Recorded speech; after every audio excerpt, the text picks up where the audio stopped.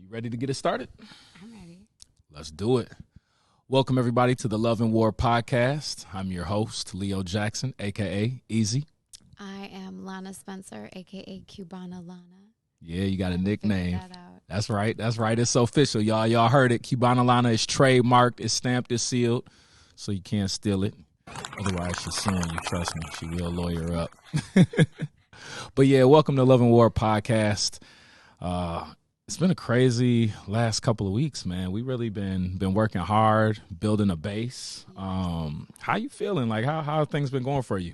I think it's great. Mm-hmm. I think we've had a lot of really good dialogue online. True. I've been really impressed with the commentary. It's been fun to see people's somewhat out-of-the-box perspectives on some of the topics.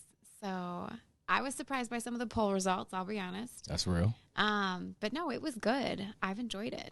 Yeah, I would say the craziest thing about this whole process, this ride from episode 1 to episode 2, or just getting started, like getting it off the ground, was the immediate response through Facebook. Yeah. I mean, the growth to over 1,000 views happened, or 1,000 members happened in like 2 weeks?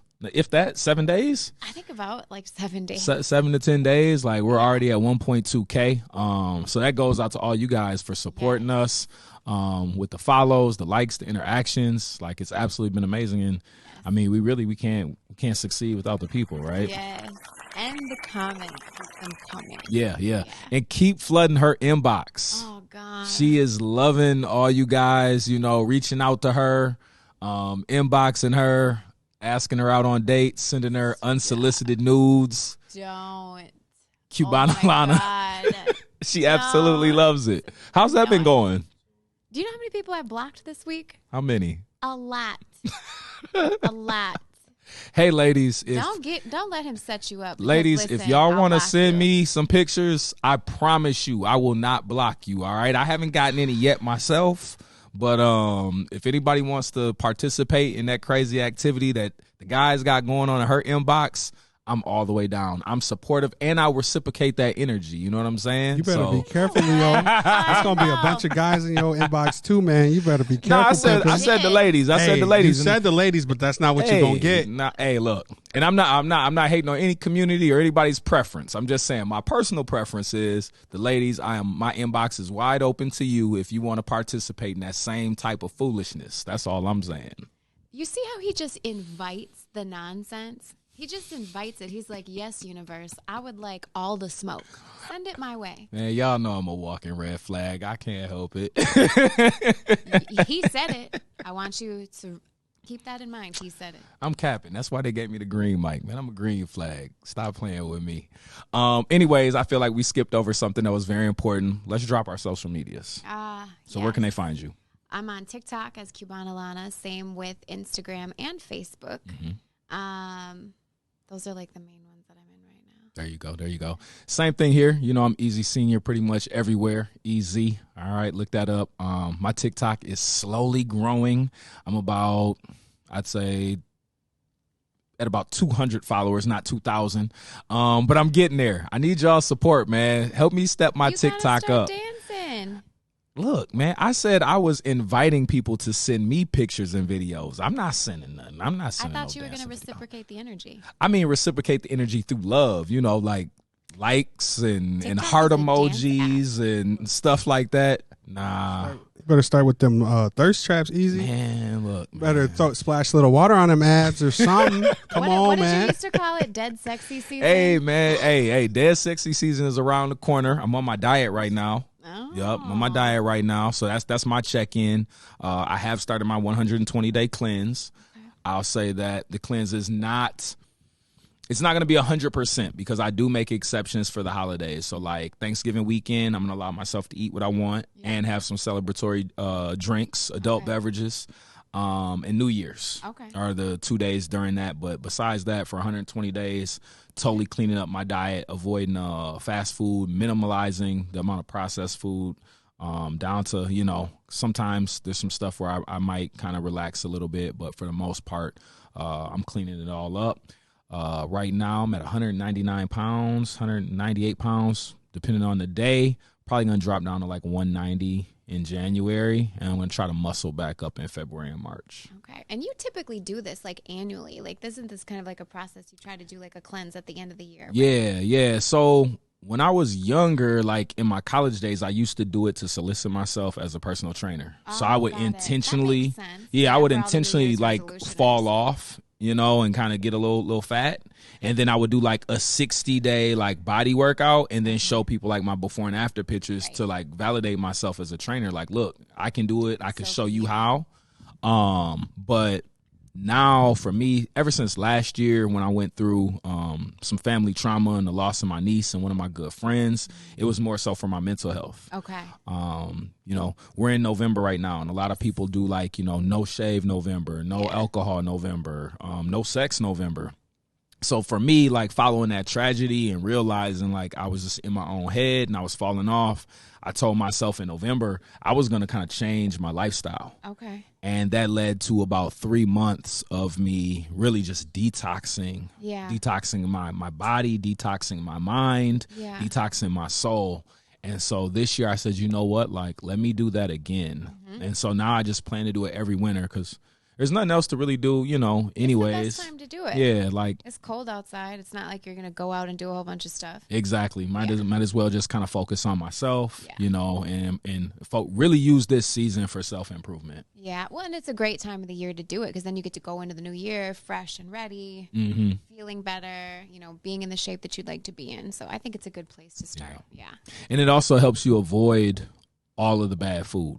I mean, realistically, like wintertime is the time for comfort food, right? Like everywhere you go, you're just going into a restaurant, going into a bar, and you want to eat. The holidays, everybody's cooking. So giving myself a purpose to stay away from all of the desserts, the cakes, the pies, the custards, like the ice cream, all of that stuff that's going to be like just set in front of your face. Yeah.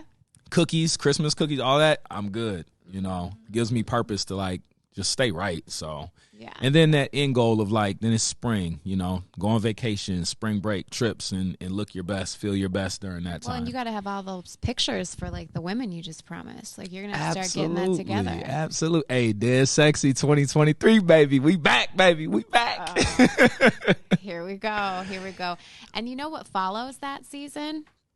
All of his conversations about women jumping in his windows. So we're going to have really good topics for the season after. You know what? I do know what. Rico, I've heard some of it already. Since she's talking about people jumping into my window, can we jump into our new topic? Yeah, let's go ahead and jump right into that new topic. You know, just toxic. You're so toxic. Ugh. So go ahead, Lana. You said you had a story you wanted to share on the podcast today. You wanted to talk about toxicity. Let's talk about it. So my opinion is I don't particularly find this behavior to be toxic, but I will leave it in the fact that others might consider it to be toxic. So I have done my best to never let, like, I guess a man make me have issues with another woman. Right. And the reason being is because I don't know what he said to her. I only know what he said to me. I don't really know the whole story. So what am I going to be mad at you for? That's real. What am I going to be mad at you for? That's real. My issue should never be with you. If it's like, let's say it's my significant other and they're doing something and it involves you, what do I look like coming to say something to you about it? So like I've always taken that standpoint and things like that. I just don't feel it's necessary. But also women who have been brought into my life by some of the men in my life, especially if we've built like a relationship, just because y'all break up doesn't mean that we can't still be cool. Right. And so, you know, someone who's very important in my life has recently split from his significant other, and I've continued on that relationship. Like, we're still cool, you know? Like, we've been doing some business stuff together lately, and we've been cool. Now, the feedback from this particular person will more than likely not be favorable. And I get it, because when you separate from someone, you don't necessarily want to deal with them again, but you don't get the right to just pull the plug on the relationships they've built with the people in your life. That's real. So sometimes people are like, well, if that's my ex, you shouldn't talk to him. And I'm like, that's your ex. Right. You don't get to dictate how cool I am. And I'm also that type of a person. I'm like, I'm not mad at anybody for deciding what was best for them. Y'all split up, obviously, because it didn't serve you anymore. Yeah. It doesn't make either of you bad people. Speaking of like toxicity, I think that one of the biggest traits that comes with toxic behavior is immaturity. True. And I had a conversation with a friend of mine 2 days ago, maybe, about growing up in smaller towns. I mean, St. Paul isn't necessarily a small town. There's 200,000 people in St. Paul, but it has a small town vibe, and especially if you date within like cultural groups, in minority groups, because those populations are small in the big picture, right? And so we were talking about like dating people in high school or maybe at your college age, but then coming back at like age 30 or 40, and then people telling you like certain people are off limits, or like you said, you broke up with an ex, but then that ex gets mad at you because you're still friends with their sibling. Like, hey, why are you talking to my brother? Like, you're not my girl no more. Which is weird behavior. But it's like, well, we all have these relationships that many times were pre-existing relationships before y'all even started dating, you know? And so I think there's this immaturity that comes with it, where people think that you're supposed to draw lines in the sand and say like, well, I have an allegiance to a certain person. Right. And so if I'm no longer with you, you no longer get to be friends with them. Yeah. And that's not how that works. No, not at all. Not at all. And it's not healthy, and it's not beneficial. Not. Well, to me, that's that like unhealthy, like territorial type behavior where it's like, well, you're supposed to be on my side. Right. And I'm like, I'm not anyone's side. Right. I want everybody to do well. Yeah. And the fact that you don't want everyone to do well means that you have some work to do. And if you have kids with that person, the relationship that your children have moving forward with people in this community, your relationship should have no bearing on the way that they experience life. Exactly. You know, and I know personally, and even when I think about like gang culture, you got people who will move from like neighborhood to neighborhood, but their parents might be affiliated with certain neighborhood or certain gang or a certain clique. And then they move to a different community, and then they're friends with the ops children, or they go to school together. And like, what does that look like? That oftentimes like gets people hurt. It does. You know? And so we really got to start looking at like big picture. My personal issue with you or my personal beef with you should have no bearing on the relationships that other people have. Don't make adult problems kids' issues. That's always been like a motto of mine. I'm like, I don't care if you and I don't get along. If you had an existing relationship with my children and you're still respectful of that relationship, right, then who am I to step in and take someone who loves and cares for my children out of life just because we have issues? Like, that's just not fair. Yeah. And again, it's about maturity. Yeah. We can be cordial to each other and have like a good relationship. Absolutely. And even professionally. Yes. You know, you think about in the professional world in terms of like networking, opportunities, jobs, supporting businesses. A lot of immature people are making decisions on who they're willing to support, who they're willing to promote, who they're willing to, you know, be a reference for based on relationships that once existed between other people that don't even involve them. And so you could end up in a space where maybe you get blocked on a job or blocked on a promotion or a business opportunity. And you're like, what just happened? Yeah, because you're getting blackballed because an ex is a friend with somebody who's in charge. Yeah. Like, leave that personal stuff. And that actually happened to me. I had a deal set up. I was looking at a big contract, a 5-figure contract with the school district, and I got all the way to the end of the process where we were ready to ink the deal. I go sit down with this person in leadership at the highest of it, at the administrative level below the superintendent. Yeah. The first question that was asked to me at that meeting was, do you know such and such? Was how are things going with you and your child's mother? What does that have to do with anything? Yeah. I won't say the name. People who know, you know what I'm saying? But it was name specific. But that was the question that was asked to me at a business meeting. And I walked out of there empty handed, didn't get the opportunity because my child's mother and the person who was going to make the decision, they were friends and peers and coworkers. And it's like, the question for one was just it was unacceptable. It's not professional, and two, it should have no bearing on what I'm trying to offer a community of people. I was getting ready to offer a service to tons of families throughout the city of St. Paul, and kids would have benefited the community. The community suffers in situations like that, and that's the hard part. But that all leads back to my favorite subject: people who hurt people have not done the work to heal themselves. Yeah. And that, like, when you haven't done the work to be like in love with who you are and build a space where you're happy and comfortable, you're going to continue to let those traumas like leak out that way. Right. That the truest statement is hurt people hurt people. Absolutely. That's just the way that it goes. And I'm not here on the podcast like to point a finger at her, because No, I don't even know that it was actually her who like made that decision or said anything. Right. It could have very well just been that lady just calling herself being supportive of her friend. Yes. You know what I mean? I'm not blaming my child's mother for the situation at all. I'm just saying that. But again, this it's just an came unfortunate set of events, because instead of basing the conversation on what the intended outcome was and the benefit to the community, it got based on personal and emotional, conflict. Yeah, on a breakup. Yeah. Do you think that type of stuff comes into play when you like talk about when you pillow talk to your friends, family, etc. about your relationship? Because one thing that I ended up dealing with in my relationship is, such and such tells nothing but the bad to these people. Yes. And that paints a picture of you in their head. So you pissed her off, or you yelled at her, said some shit one day, but you do everything else good, but the only thing they hear about is your bad. That one incident. All they keep hearing is the bad, the bad, the bad, the bad. And it's like that paints a horrible picture for the other person in other people's heads. And I feel like that's what that kind of leads to in the extreme form. Exactly. Being an adult. Yeah. Go ahead. Well, and so it's an interesting thing that human beings do, right? So we always want the story to be played from our narrative, right?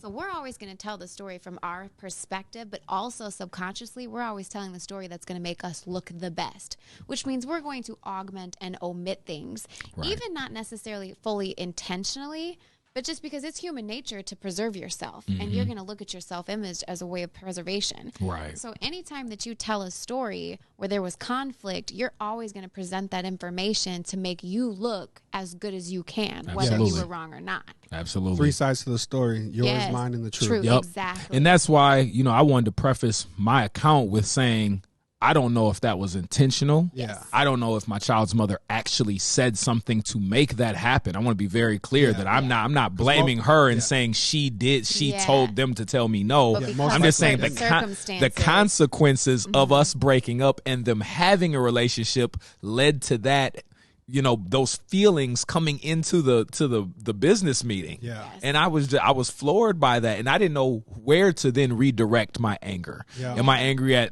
this individual who's no longer allowing me a contract? Do I bring my beef home with my family and say, why would you do that? I had to sit on it. Yeah. But because you're right, most likely your baby mama might not have had anything to do with it at other all. than telling the story. Right. This is how he pissed me off last week. I can't believe he did this to me. And then maybe the homegirl's like, oh, you don't worry, girl. I got him. Say less.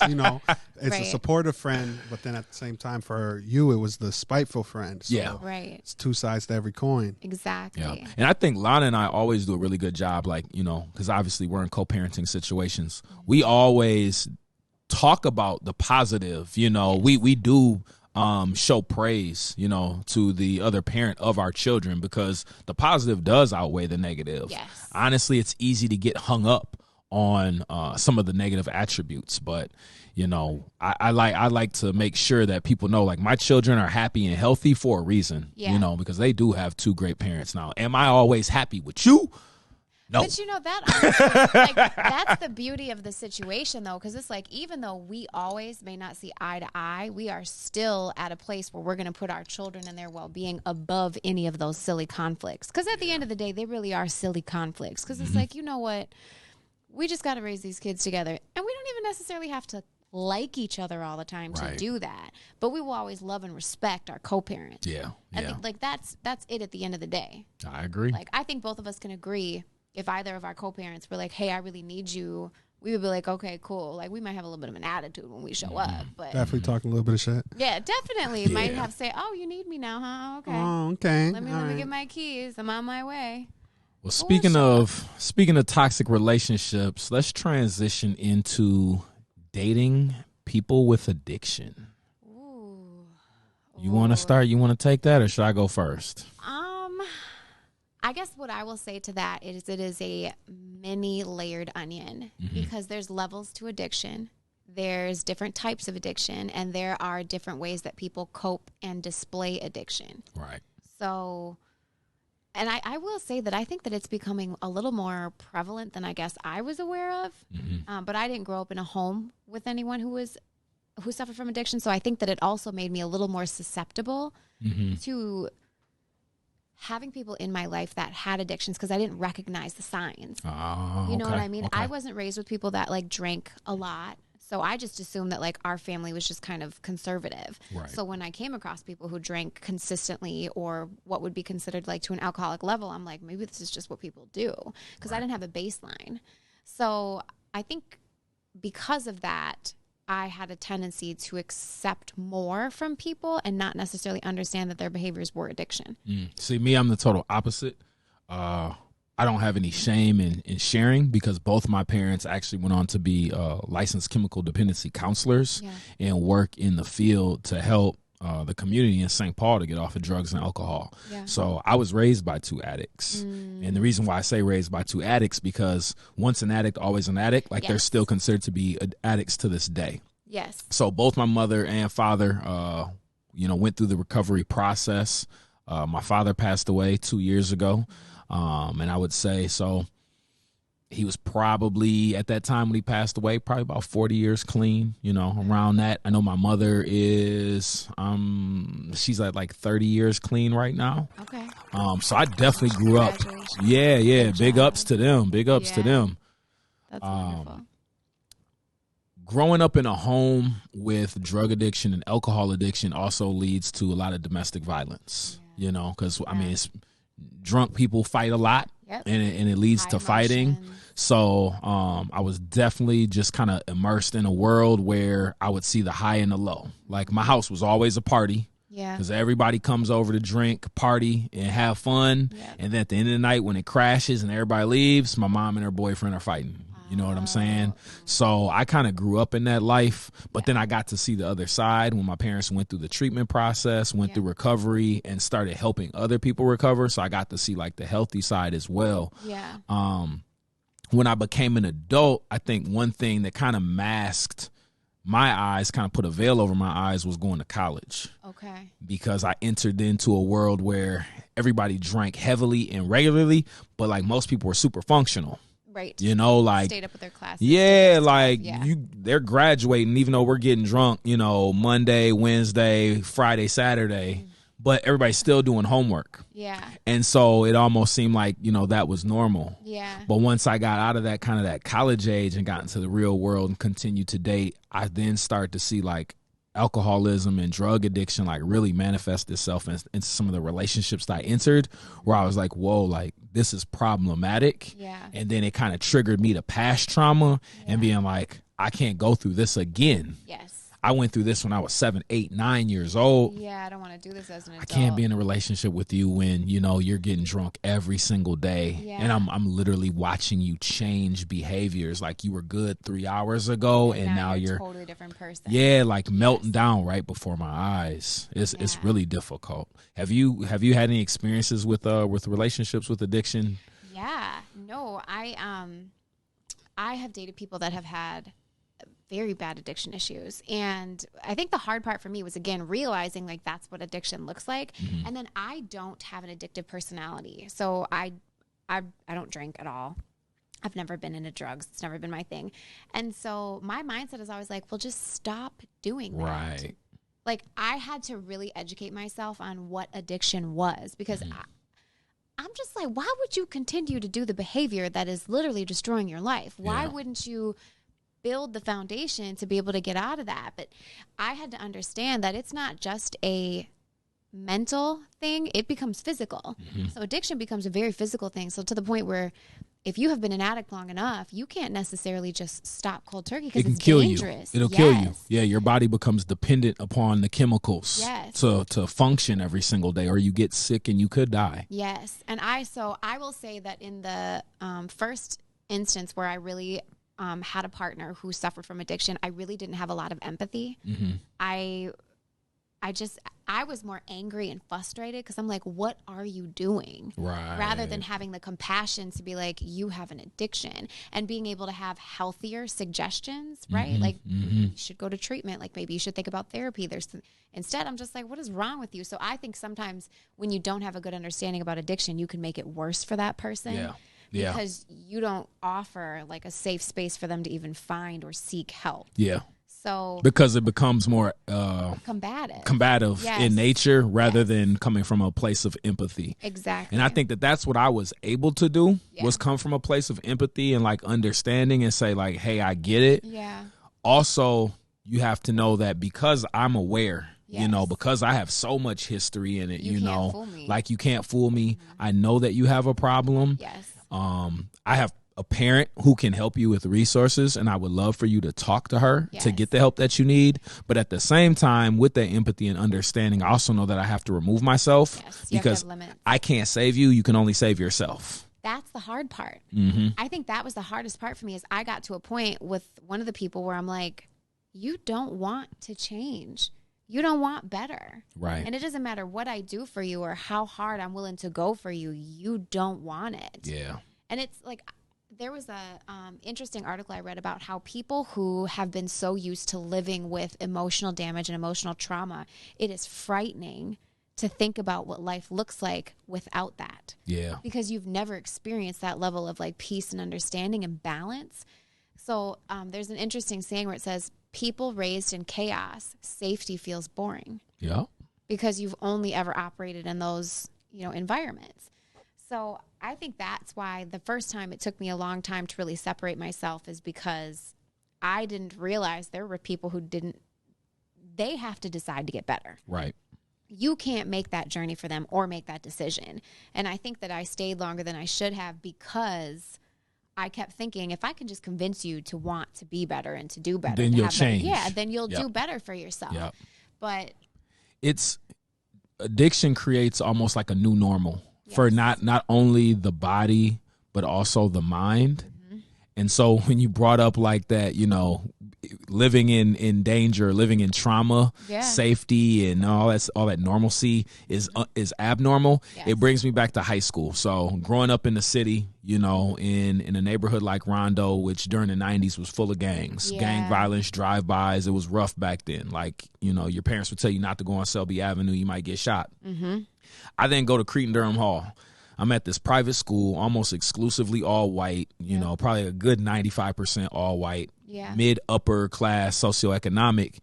And I'm meeting kids that are from these faraway lands like Egan and Mendota Heights. With two parents and everything's well functioning. Yeah, and I'm like, Mendota? What the hell is Mendota? I'm from Mendota. You know, I'm thinking that's like Wisconsin. Yeah. Didn't know it was like, you know, a 7-minute drive down the street. Yes. But I thought these were these faraway places. And so I remember the first time I ever went out to a party out there.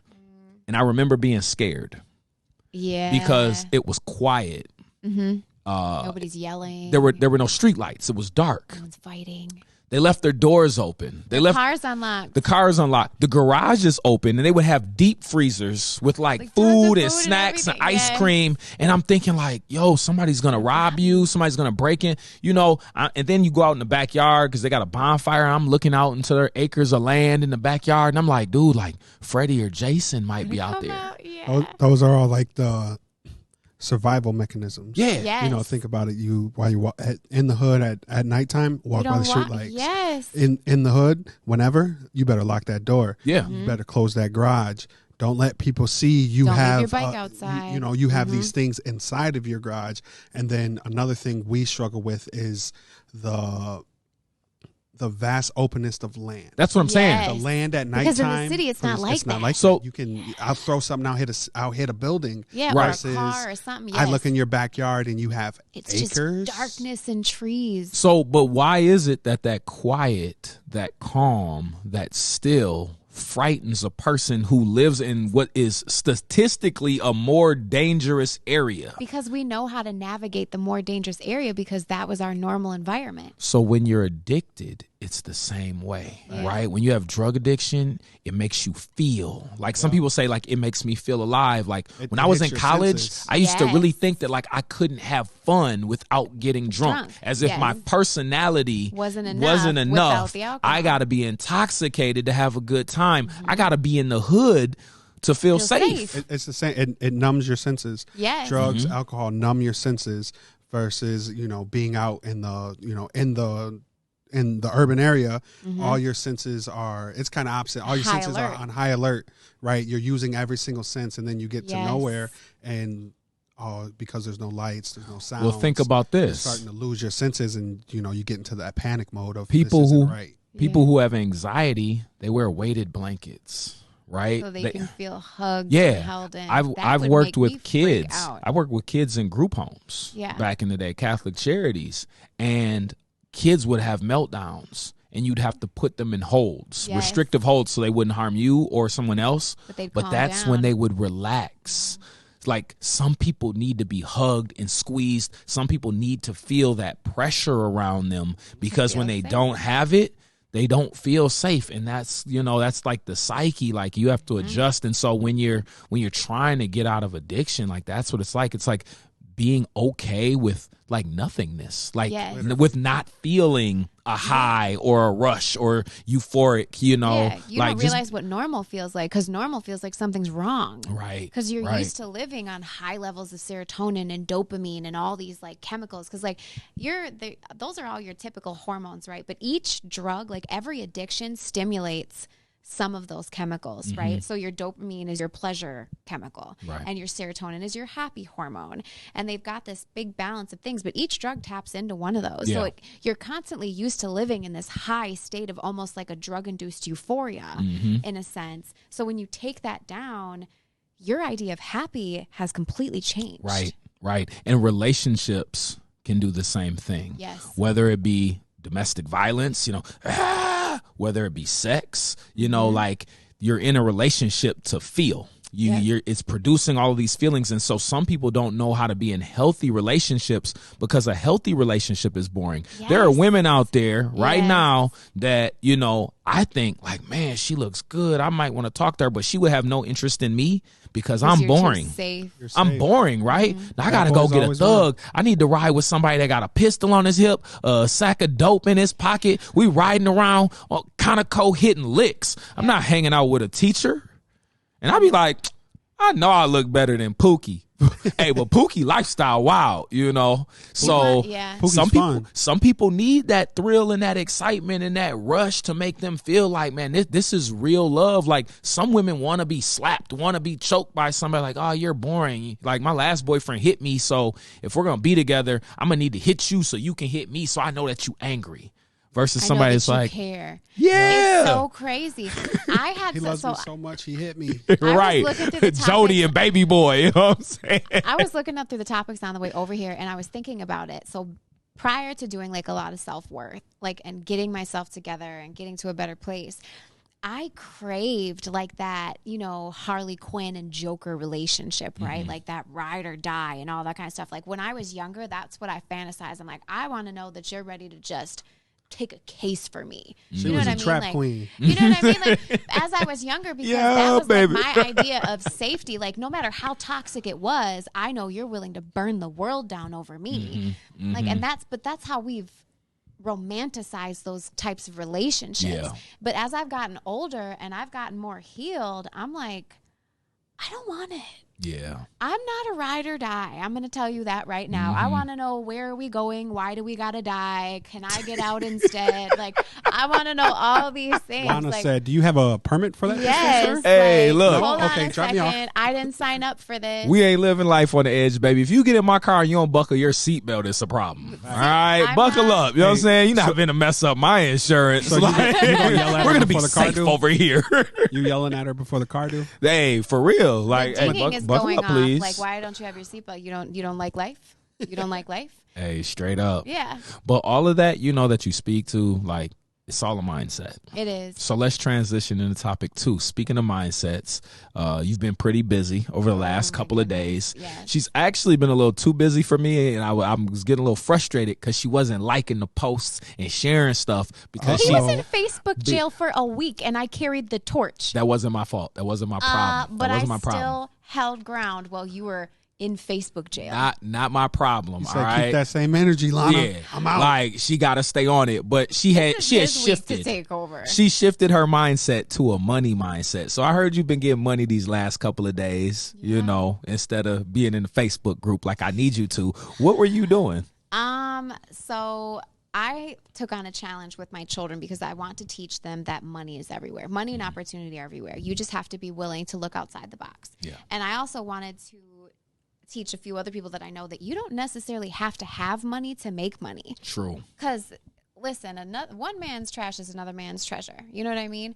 So I have been hustling on Facebook Marketplace and finding like free furniture to flip. Now I've done that a couple of times in the past. I got a couch for like $25. I flipped it for like $150. I got a dresser for $20. Sold it for $100.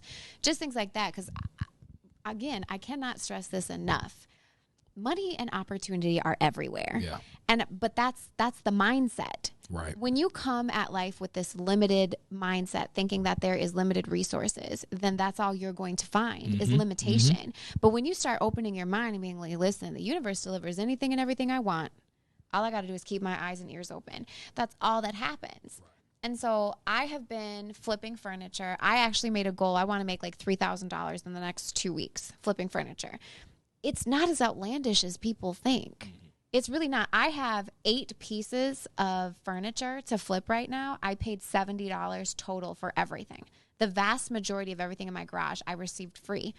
Well, I'm going to say you're not as hungry as you say you are because I sent you a picture of tables and chairs, or what was that, like a dining set. You ain't go pick it up. Yeah, I could not get it. I wanted to get on her hustle my personal self. Like I seen it and I was like, ooh. Why didn't you go get it? Because man, it wouldn't fit in the Corvette, baby. You already know. You know what I'm saying? I couldn't put that in the vet. You know, I needed you to pull up in the truck. Where there's a will, there's a way. It don't fit in the C3. You know what I'm saying? It's only 2 seats sitting there. You know what I'm saying? You all only $20. That free set would have cost you $20. But then that would have upped my investment and it would have cut into my profit margins. You're thinking limited mentality. You got to think big. Think big, Leo. Think big. But all jokes aside, I definitely agree. You can monetize everything, right? And so I want to talk about some of the things that I do. I'm a public speaker, so you know this podcast stuff kind of comes natural to me because I could talk. Yeah. You know, I've been talking for a long time, and so I've had some opportunities come to me to mentor people, to do public speaking engagements to people who are currently in probation and workhouses trying to get out of jail. So there's an opportunity there, and so I just want to share that with people. Like, really, just tap into your talents, tap into your passions. There are ways to make money, and most people really just don't recognize like how they can maximize their skills and their abilities. People are always looking for different services and different talents that you have to offer. So for one, again, like I had last summer, I had a contract opportunity, 3 days. I think I did like 6 hours a day, about 18 hours for $2,500, teaching kids financial literacy and working with kids on like self-esteem. The opportunity was presented to me. I sat down, came up with like a lesson plan for 3 days, and it was $2,500. I've also been looking at, you know, different ways to grow my brand as a football coach. You know, I do a lot for the community. I give back. I host free camps. Now I'm looking at paid opportunities. So there's a wealth of stuff out there, you guys. If you want if you want to discuss different opportunities, if you've got some things that you've been thinking about, like, you can hit me up in my inbox. I'd be more than willing to offer some opinions, some advice on ways that you can take some of your ideas and level up. If you get big, I'm gonna have to charge you consultation fee. But but seriously though, like, I don't mind helping out people in the community, kind of point them in the right direction. It's just a mindset. It is. It's a mindset. The money is everywhere. Everywhere. And same, if you ever have questions on anything or you need ideas or you need to bounce them off, like I am happy to give some information.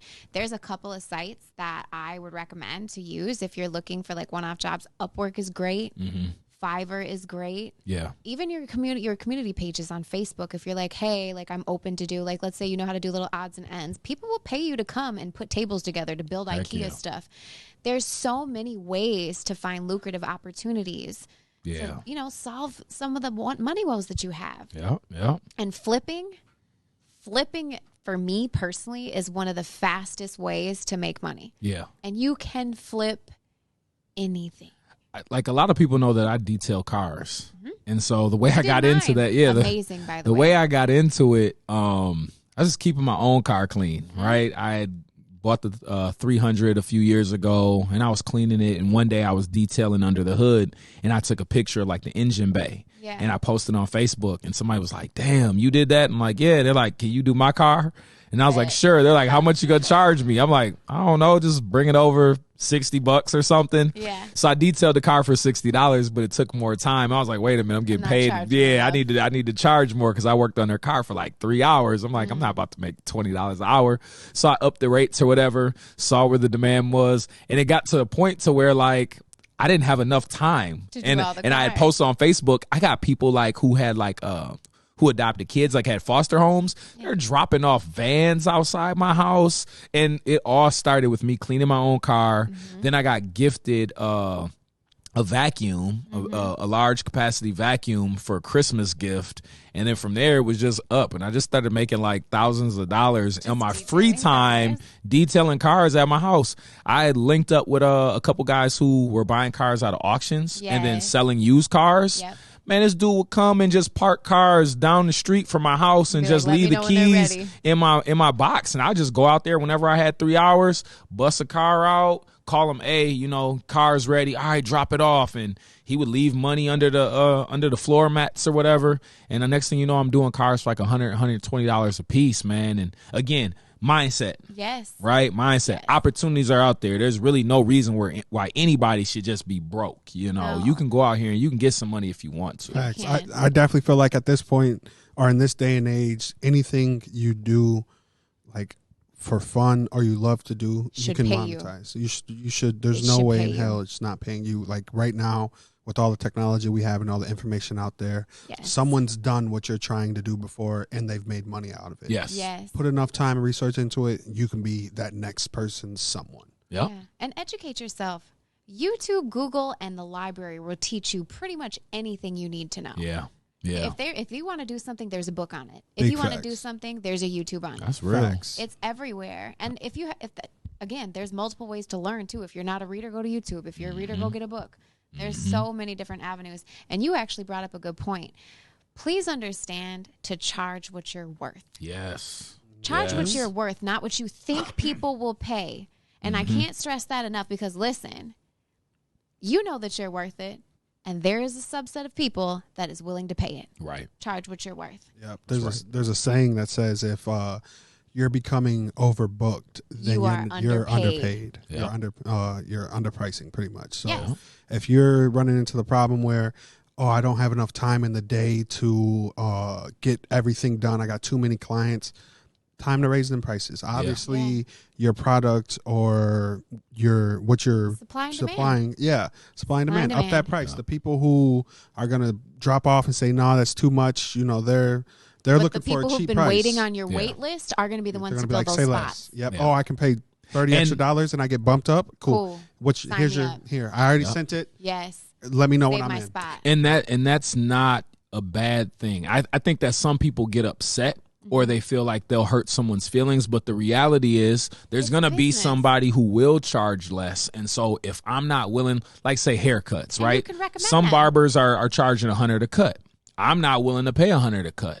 Right. So I'll just find the next guy who's charging 60, and the guy who's charging 100, he's going to be cool with that because he can only fit 6, 7, 8 heads in a day. So he's fine with making his 100. Go to the person who's charging 60 because maybe they only got 4 on the book, so they need 4 more. Yeah. It's supply and demand. You know, you put a price on your time, and if you're putting a price on your time and it's too high where you don't have any customers, then you need to scale back or figure out what services that you can add to it to make it more valuable to people. Yes. So it's just business, man. It's never personal, but again, it's just that mindset of, you know, maximizing your ability, tapping into your true potential, and then using all these tools that we have to communicate with people. Yes. And another thing, like, there's a respectful way to raise your prices. Like, you can just simply tell people, like, listen, my prices are going up. I respect and understand people's budgets. If you can't meet that, that's completely fine. I have a few people I can recommend you to, because again, share that clientele. Like, it's never like a me versus you. Yep. Right. There's enough money for versus everybody. It's always us versus it. Like, I can't keep you as a client. I respect that, and I appreciate you being my client this long. I have a wonderful suggestion for you for someone else who could be more in your price range. If you like, I'll send it to you. I'll give you the contact information. Because again, that's also a mindset energy. Because when you operate that way, you're telling the universe that there's no scarcity. Yep. I don't have to worry about giving the clientele that can no longer afford me to somebody who needs them, because I know that I have enough to keep that space. That's right. That's right.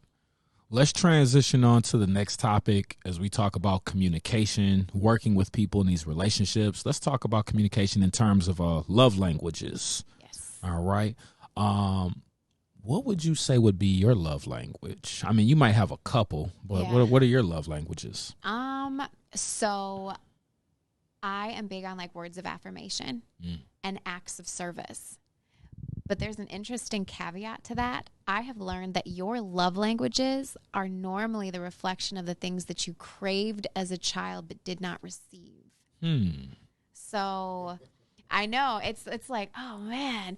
But I remember hearing that, and I'm like, that actually makes sense. I am an incredibly independent person, and part of that is because I did a lot of my upbringing kind of like independently on my own. And so I have that whole, like, if, you know, I'll get it, I don't need any help kind of attitude. So when people take the opportunity to help me without me asking, it means more to me than, you know, other types of love languages would. And also, I didn't have a lot of recognition growing up, even though I worked really hard. So now when someone recognizes the things that I do and gives me words of affirmation, that is very fulfilling for me. I got you. I have two, but I don't know if I was, like, short of them growing up as a kid. So I don't know if that applies. I would say that my two, one is like support. And what I mean by support is like a person who shows up for me. Yes. I've struggled in some relationships where I felt like, because I'm a person who's busy, I have a lot going on, you know, whether I'm doing this podcast, whether I'm coaching, I'm hosting a tournament, I'm putting on, because I'm big into like program management and like building things. I'm a builder. And so if my partner is like not there helping me, you know, if I'm setting up this banquet and you're not dropping tablecloths on the table with me, I kind of have a problem with that. Like, I want you to be that ride or die, but not in any kind of like dangerous way. Like, you know, be that person that's like in the process and in the fire with me as we work together. And then two is touch. I'm a person who's like big on touch, but not like public displays of affection. Like, we don't got to walk around with like hand in each other's butt pocket or anything and like kiss, like, while we walk through the mall, or like someone rubs your back, like, you know, like just random. Sitting on the couch, like, you know, sit together, cuddling on the couch. Like, I don't want to. Put your leg over me so we can go to sleep. And and even like during sleeping time, like, I like my space because I'm a hot person, like the fan on. But, you know, I'm gonna put my foot on you, kind of like how babies when they sleep in the bed, they always gotta have like, you know, their hand on your face. You be like, kid, get off of me. Like, but that's kind of like how I like to sleep together. Let's touch toes. Yeah, you know what I'm saying? I'm gonna throw my leg over my ankle on your ankle. Yes. You know, so those are kind of like my love languages. Like, but I think what the next point that leads me to is what happens when you have two people who are together that have different love languages. Like, how do you make that work, or how do you communicate that? Well, so I think that we as people tend to love others as we want to be loved, instead of asking them, how do you feel loved? Because I think that's a conversation that I do think over time you'll learn that, but I also think it would be much simpler to have dialogue like this and be like, listen, this is how I feel loved. How do you feel loved? Because again, how I choose to love you may not be how you want to be loved, and vice versa. And I'm not a psychic. Yep. I mean, I can watch some things and I can start seeing like, oh, I could see that like your face lit up when I did that. But wouldn't it be so much easier to have that conversation? Because you might be doing things to other people that you want done to yourself. Yes, like you think that's exactly it. Yeah, you think we that love they in our want own love languages. Right. And so instead of the languages that they speak. You have to, again, going back to communication, like you really have to like talk it out and ask somebody like what they're comfortable with, or what they want more from you, and try to figure out how to be that person that, I don't know, using the word need kind of sounds like a lot, but just being that lover that person wants, as long as it's within. Like, I want to be in a relationship where we have reciprocal like happiness, right? Whereas I am adding value and happiness to your life. And how do I best do that? But I also agree that relationships should have like regular check-ins where you sit down and you talk about it. Like, how are things going? Like, are there things that we should be doing that we're not doing? Are there things that I could be doing for you that I'm not doing today, and vice versa? Like, I think those types of check-ins help not only continue to develop those love languages and those understandings, but it also helps keep you accountable for the role that you agreed to in that relationship. How do you think that these love languages can show up in intimacy? I mean, I think that's a conversation too. Like you said, you're big on positive affirmations, right? Yeah. So when you doing the grown-up thing, does somebody just have to whisper in your ear like, baby, you been killing it at work. I love the way you was finishing them dresser drawers today. I love that second coat of paint you put on them dresser drawers. I mean, I'm not really sure that would translate over very well, but I don't necessarily know if like everyday non-physical intimacy is the same as physical intimacy, because I think we're speaking to two separate forms of love languages, right? Because physical love languages are different than like non-physical love languages, because I think one is more mental and one is more physical. But I will say this: if you're not meeting the mental and emotional love languages, physical gonna fall off. Intimacy is much more lacking. Right. But I think one is a precursor. Yeah. Versus actually like something that is in tandem with the other. Absolutely. Like if I put on this bomb all-star youth football game and my baby's just running the ticket booth, I'm going to look over there and be like, look at that little sexy thing over there, boy. Tonight, yeah, you about to get some loving today, girl. Go ahead and collect that money for daddy. You know, support me, baby. Support me. So it sounds like the mental love language is kind of like the foreplay to the physical love language. Yeah, very much so. And I think if you talk to a lot of couples that didn't make it, like, I don't know if you guys have ever seen those shows where they have like people that have split apart and they talk about like what caused the breakup, like why do we leave? A lot of times it's exactly that. It's because those non-physical needs were not being met. Right. Like, a lot of times people say that the last thing in the relationship to fizzle out is sex.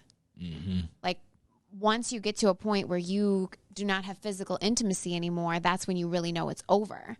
But there has been many steps leading up to that that you haven't addressed, which is why I think that those touch points prior are so important to check in with your partner, because you lose the attraction over time. Like there's nothing there, so you start to look at that person and they just kind of disgust you. You're like, I don't even want to touch you no more, you know, because you don't even look good to me anymore. You know, you used to be fine, but I don't know, just the way you do things, you become resentful. I think a lot of the time, and that's something that's not talked about, is you start to becoming resentful of your partner because you want them to meet your needs, but that's a two-way street. A lot of times people don't take accountability for the fact that they didn't communicate. Right. It's like, yeah, you weren't meeting my needs, but I also didn't say anything to the fact that you're like, hey, these are the things that I really need, and that's just not happening for me. Yeah, that's true. I get it.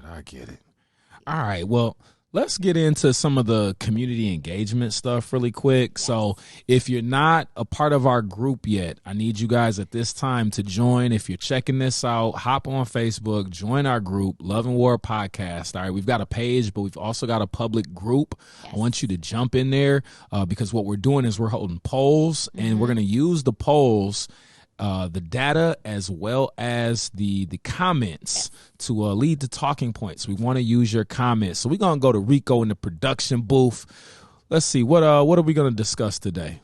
All right. Today we are going to talk about, let me pull up these comments real quick.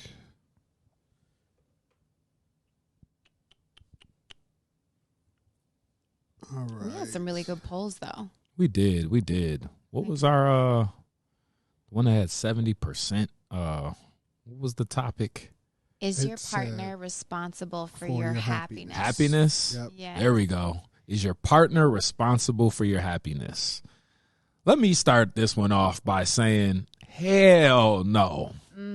I'm going to just give it a big hell no. Your partner is not responsible for your happiness. Me personally, I do believe, and I commented on that as well, I think that a partner can definitely add to or take away, right? Yeah. Like, yeah. I got to show up happy, but you can definitely serve as like a gray cloud and rain on my damn parade, and I'm going to move around because I'm going to tell you, you know what? You're making me angry. Right. So I'm going to remove myself because I was good till I met you, and now you pissing me off. Yeah. But I don't think that they are responsible for us being happy. That is definitely something internal that they have to, that you have to work on. Where you find happiness, whether it be activities, hobbies, those kinds of things that are fulfilling to you. You got to kind of already come with that kind of stuff, because if you rely on somebody else to make you feel happy, I think that you then set yourself up to be let down. Yes. Well, listen, one thing I'm never going to do is give my power away and put my happiness in someone else's hands. Yeah. I'm not going to do that. Yeah. Because it's my responsibility to know myself well enough to know, what makes me happy, and to have done the work to be happy regardless of my circumstances.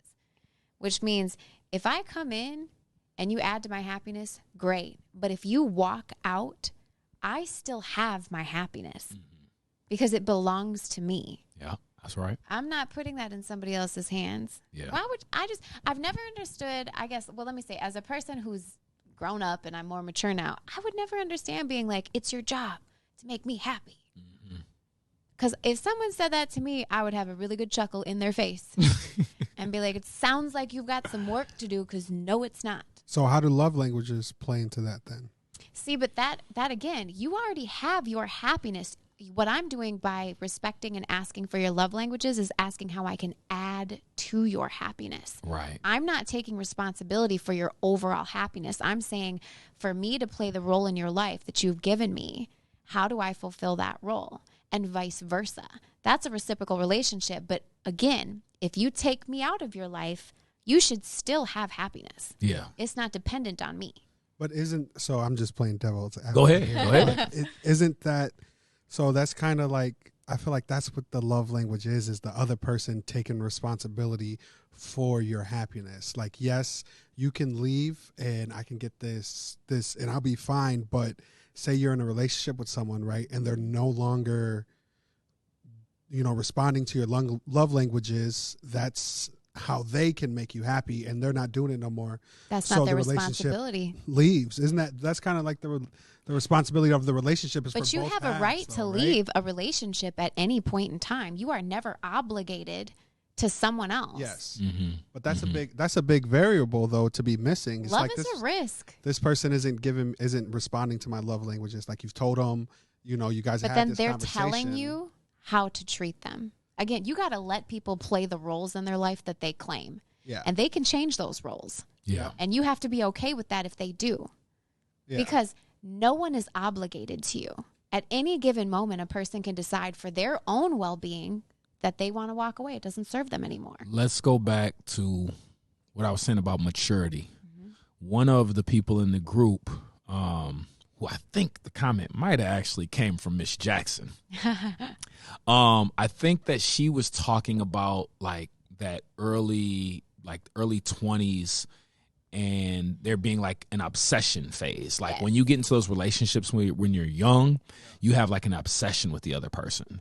Now, I can't speak for everybody, but I will say I remember being like in my like preteen, like early teen years, as a male, I felt like I was more in that obsessive phase with my girlfriends then. I think that I kind of transitioned. I think a lot of guys transition out of those kind of like puppy dog love years early.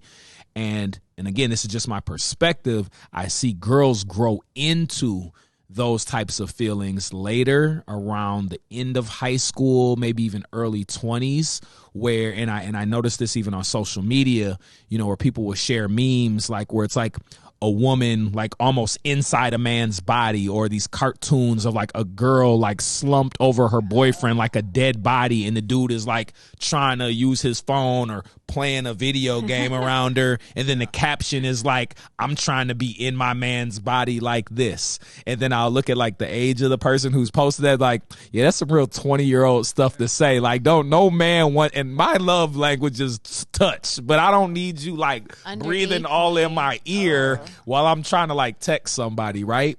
That's how it be, man. It is. I remember them young years, like when I first got into my relationship, it's like she's at my job. She's sitting in the corner while I'm at work. My whole 8-hour shift. Like me and Babe, our taxes hit. All right, let's quit our jobs and just spend the next week together. Yeah. Okay, sounds good.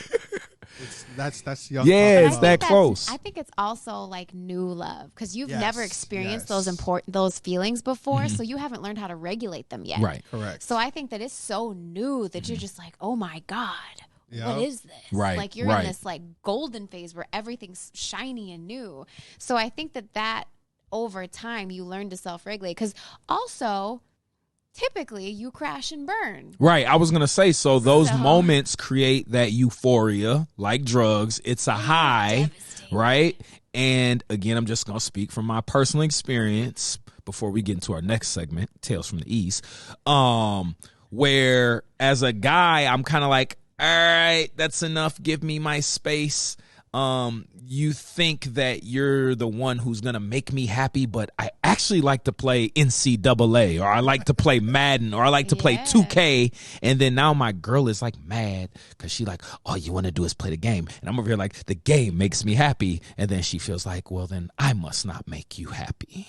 Yep, that's new love right there. That is. It's such a whirlwind too. I mean, and I also think that we tend to jump into that type of stuff so young, and you're already like a little off the Richter scale when you're young, because again, everything's new. You don't know anything yet. Right. So then we jump into something as complicated as dating, and then you have all these emotions flooding your body, and then also typically all these hormones flooding your body. It is a recipe for disaster. I remember like my first love, I was so madly in love. I mean, head over heels. And both of us were. And it was great at the time. And then it was awful. And it was so bad because it just, again, you can't maintain that level forever. No. It crashes and burns eventually. But I remember when it crashed and burned, I was so heartbroken. I was like, I don't ever want to do this again. You got me once. How old were Romeo and Juliet? Like 12. Like 12, yeah, like 14, 16. Because think about that, like, as a grown person, look, I'm not killing myself. I'm not dying for you. Facts. Just if you don't leave and get away from me, I'm going to my room. Thank you. They killing themselves over each other. Like, I'm good. Like, I'm trying to go on this next trip. I'm trying to make this money. You know, I got goals and plans. Like, it's okay. I'm not a ride or die. I'm going to get out of the car. No, right. Put your seatbelt on, damn it. Waiting for the one day you got off and she don't. Like, come on, just wait till Wednesday. I got a perfect example. We were out, and this was a few years back. We were out with some of our friends, and one of my friends' significant others was driving, and he was driving really erratically. And I'm like, listen, you can drop me off right here because I'm not staying in this car with you. And my other friend looks at me and he goes, Lonnie, you got to live a little. Trust the airbags. I was like, I'm done. Let me out right now. I'm like, this is the difference. I'm like, this is how I know I've grown up. Because as a teenager, I'd have been like, yeah, you're right. Gotta trust the airbags. As an adult, I'm like, sir, I will sue you if you don't drop me off on this corner right now. Man, that's one thing. I know, Leah, I know you've done this before. She pissed you off or something, and you got to take her home. So instead of driving the 30 miles per hour on the road, you're going 70, 90 miles per hour, hitting all turns, running red lights. I know you did it before, man. You know what? Go ahead and hit my drop. Tales from the East. So I'm going to go ahead and tell you guys a story because I actually did the opposite. My ass was so dumb. So I was in a relationship and things were starting to go south. And again, I'm playing the game. You know, I'm in the NCAA. I'm glad it's coming back, by the way. They said college football coming back. So I probably ain't never going to get in a relationship. I'm going to be back to playing video games. I ain't played them video games in 10 years. Hey, we can get you right. We can get you right. But I'm on the PlayStation playing the game. And for those that everybody know me, you know, I'm big into football. You know, I played college football for a year. I started coaching high school football, got custody of my nephew, and he moved in with me. And so it's just a football house because me and him, we got a dynasty together. I'm playing with Florida State. He playing with the Florida Gators. That's all we do is just, and then when we're not playing the game, we watching his film. Like we getting ready for the next game. So it's just football house. And my girl is like, that's all y'all do is just like watch football games, watch football on Saturday, Sunday, on Friday night after the game. All you do is watch football. And I'm like, you know, that's who you got into a relationship. I'm feeling like Tom Brady and Giselle. You know what I'm saying? I'm a football player, baby.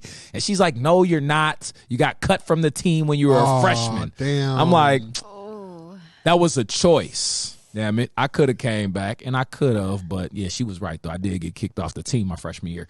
Anyway, we'll talk about that later. So I'm playing the game, and one day we were getting ready to go to a haunted house locally. Now, mind you, let me preface this. I had just took her on a vacation to Orlando to Universal Studios for Halloween, and that was dope. If you ever get the opportunity for Halloween, go to Universal Studios. You'll absolutely love it. Just took her on a little vacation getaway. It was a college budget, so, you know, I wasn't balling, but we still did it pretty big for being some broke college students. We come back in town, local. There's a haunted house down the street. I'm like, oh, yeah, let's go. Gonna bring the nephew with me. She get an attitude. Like, why we gotta bring him?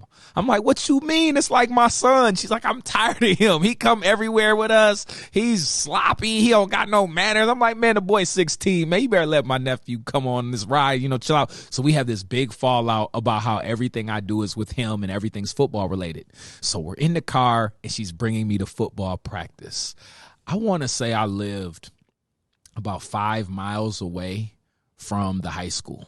So a hot 10-minute drive at the most. A good 10-minute drive. So we're driving and we're arguing and we're in her car. So she's speeding. It wasn't me. She's speeding, right? So she's riding down Tharp Street. We going down Tharp Street. Shouts out to all my followers from Tallahassee.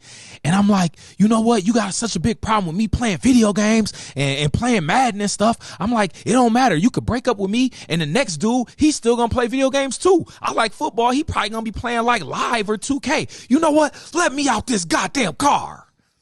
I get out the car a good 3-4 miles away. And because I'm thinking I'm in good shape, I'm going to just run the practice. So my ego. Your football gear? No. I wasn't. I was coaching at this time, so I ain't had no gear. I get out the car and I start jogging because I'm like, I don't need her. So I'm running down the street. You know what I'm saying? She go find her another dude, you know, and watch. She going to go through the same thing with him. Man, at about mile 3, calves started cramping up. Calves start cramping up. I started getting thirsty. I'm a little parched. Potassium, my guy. Yeah, I'm over here like, dang, I thought I was in good shape, but I ain't in marathon shape. Like, I'm in football player shape. Imagine like I was about 225, 230 pounds at this time. Like, I was real all muscle too, huh? You ain't never seen no 5'10", 225-pound dude jog 5 miles. No, man, I got to practice like halfway through. They like, where you been, coach? I'm all sweaty. I was like, oh, man, I just ran here. Knowing he walked the last 2.5 miles. They're like, Coach, what you mean you ran here? But here's the thing, though. I had to get home. I had to call her and apologize. So I ain't getting picked up to get a ride back. How was that car ride? Were you silent the whole time? Oh, man, quiet as hell, bro. The calf muscles was all locked up. Right, here's the major question. Did she rub the calf muscles? Nah, she ain't rubbed the calf muscles. Oh, it was over. She ain't say nothing, man. It was probably silence around there for 2 days, bro. Nephew talking about, y'all want me to make y'all some breakfast? Man, look, she was probably mad at his ass too. She was right about a lot of stuff, but you know what I'm saying? Again, my ego was too big. You know, I just thought I was the man about everything. I don't need you to give me a ride. Man, I should have just like independent man. Yeah. I'm a strong black man. I don't need no help. Now you know. You cuss her out, slam the door when you get there. Right. I don't need you no more, bitch. Shut the door. Yes. 5 miles away from the location. 5 miles away, I jumped out the car and just started running.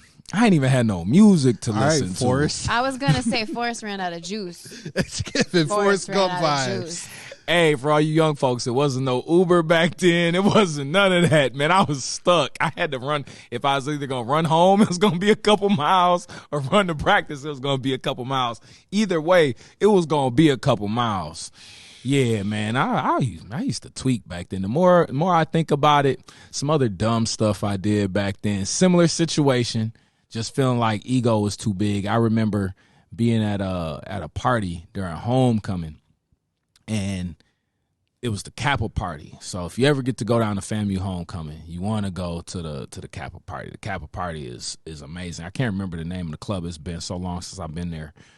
No, I'm lying. I was there 2 years ago. Still can't remember the name of the club. Damn. Good times. Yeah. And the reason why I can't remember the names is because I was always drinking when I showed up. But I'm in the Kappa party, and I'm just kind of like, it's almost set up like a house. Like there's these different rooms, and I'm literally just like running room to room. And in my mind, I'm telling myself, because I'm in this phase where like I'm mad at her. I'm in this phase like, man, I'm about to get like all these girls' phone numbers. Like it's some get back. So I'm running around room to room trying to talk to different girls and collect different phone numbers. Yeah, it didn't go well at all, you know, but let me get to the end of it. So I'm hopping from room to room, and I'm trying to get different girls' phone numbers in all these rooms. And so at the end of the party, I get outside, and I'm at the let out. And again, because I'm drinking, I'm not even thinking about the fact that, like, at the let out, everybody is going to see me. And so we get outside on the sidewalk, and several of the girls that I had talked to during that night congregate, all kind of approached me at the same time. But this is where the player in me kicked in. I was with my homies, and I was like, oh, yeah, no, I wasn't talking to all y'all. For me, you know, I got a crew with me. We like the candy shop. Who you like? I was just trying to bring y'all to the crew. We got tall dudes. We got short dudes. We got buff dudes. We got fat dudes, light skin, dark skin. What type of chocolate you want? Long story short, man, didn't none of them talk to me. It was major failure. All blew up in my face, man. He just tried to pimp like 20 girls from a party to like his crew of friends and thought that was gonna go well. Why is that so offensive to women though? Like if we're at a party, you got my number under a false preset because they thought they were gonna be talking to him. Well, they were supposed to. And then you're like, oh no, I was trying to holler at you for my homies. No, that was just, I've never even met that. That man. was just what his excuse though. Like I'm talking about, why do girls get mad at dudes who go, like if you're at a party and you're talking to multiple women, right? I'm getting multiple numbers. I don't know because I don't care. I feel like. But did you when you were younger? I mean, like, because I'm speaking on like 23-year-old me. Would you have cared in your early 20s? I was in like a relationship for like a decade in my 20s, so I really didn't have a lot of experience. All right, high school Lana. Would high school Lana care? Somebody got some version of yourself. Was throwing hands. Yeah, like why is that? Why is it's like just because if we're at a party and I talk to you, it's not a stamp on me because that I'm you're yours. Not mature enough. You're not mature enough because when someone like shows interest in you and then you see them showing interest in someone else, somehow that taps into your ego. Like, wait a minute, I'm not enough. You got to go still talk to some other chick when I've already given you the time of day. Like, it's ego. Okay, so that's where the women's ego comes out. Yeah, that's real. Because I feel like guys, you know, I've been in that predicament. I know a lot of my friends, you know, you're dancing with one chick, you know, and then you leave to go get a drink. You come back, she's dancing with another chick. You're like, all right. on to the next. Yeah. Girls, it's like, you know, I've seen it. You're dancing with a chick, and then you go and you're like, all right, cool, song ended, high five, nice butt. Yeah. And then you walk away, and now you're dancing with this, and she's coming around, and you're like, go grab Jeremy. Get Jeremy. It's too late. Damn. Yeah, they get mad at you. Taste, bro. I know your eyes hurt. It's like, why? We're at a party. You're I'm not yours. You're not mine. It should be like speed dating. That's what it should. You should be like. okay with that. Like Speed twerking. Yeah, That's the new speed fad. twerking. Speed twerking. You want to know this? Oh, clip that. Just quick 15-second speed. Nope, sorry. Wrong BBL. On to the next. Wrong BBL. Hey, the DJ cut the music. Next song. All right, next partner, guys. I don't know. I've seen women get mad about stuff like that, and I always laugh. But, you know, the same conversation happens with dating. Mm-hmm. Like, some people were like, well, I only date one person at a time. And I'm like, okay, but do they know that you have that expectation of them? Right. Because I'll be honest, my idea of dating, if you're not in a committed relationship, you're free to continue to like meet other people and keep dating. Yeah. And as are the people that you're dating. Until that exclusive talk happens. Exactly. I literally just made a reel about that earlier today where I was saying, what are the expectations of a person you're dating versus someone you're exclusive? Because behavior you might accept while you're dating may not be behavior you would accept while you were exclusive. Right. And so you have to have another conversation on what's the expectations now that we're here. Mm-hmm. But the whole idea of like, well, if you're dating me, you shouldn't be dating anybody else. I'm like, it's called dating. Right. It's plural It's for a a reason. plural, yes. Yeah, Like, it's a process that it's you a process go of through. elimination Yeah, with until you meeting find someone. people. Yes. Yeah, and I don't think that a lot of people mentally and emotionally are prepared to go through that You process. want to know why, though? Because people care way too much. And what I mean about that is because, like, I'm the type of person where if you decide that you don't want me, I feel that you've done me a favor. Mm-hmm. Because I don't want to waste your time and I don't want you to waste mine. And I want someone who wants me. Right. So if you don't want me, I don't have to be upset about that. That's why I don't care if you're dating other people. Yeah. Because I may not want you. What do you look like getting mad at me for that? I'm like, why do you want me if I don't want you? Well, that's the wild thing about, you know, like with technology and these cell phones, you have one person who will move quickly or advance through that relationship process so fast, and you won't even allow time for the other person to phase into exclusivity. Yes. So, because I've been in situations where I've dated a woman who was trying to move into that committed phase too quick. And then you want to go through my phone and be like, why are you talking to all these women? I'll be like, because we're dating. Calm They be down, like, you dang, psycho. you talk to everybody. You damn right. Like, yeah, I'm talking to like 10 different girls because about being exclusive. and you're already showing me that you're cut off the list. Yes. So I'm glad I was talking to 9 people right now. So I can, all right, now I'm down to 9. Like, it's like the playoffs. You know what I'm saying? It's like a playoff bracket. You know, who's going to make it to the finals? Yes. March Madness And for real. Your ass you lost in the first round by 20. Yeah. You know, that's an interesting conversation too, though, because like, okay, what's the length that you're supposed to date before you should be expecting exclusivity? Because I think some people have very vastly different opinions on that. Like me, we gotta be dating for like several months because I Right. think the first 3 months that you're seeing a person, you're seeing like the best version of who they are. Yep. Correct. Like they're on their P's and Q's. Like you haven't seen a lot of their like bad habits. No red flags yet. Yeah. Month 3 to 6 is when you start seeing a little bit of that, but they'll try and like pull it together like, I didn't mean to let that out the closet yet. And then you get 6 to 9 months when really you're really starting to get in there and you're like, ooh, are these habits I can handle in a committed relationship? So like the idea that people are like, well, we've been dating for 2 months, we're not a couple yet. I'm like, I don't really even know your middle name. Straight up. Like, I don't. Man, What do you people mean we're in a who have committed kids with relationship? people that they don't know their middle name. I feel And like- then we'll be mad that, like, you know, you're in a co-parenting situation. Like, wait, we're not together. Like, I don't know your favorite color. I don't know your middle name. And now I don't want to. We just had a Because you baby. showed me you're crazy.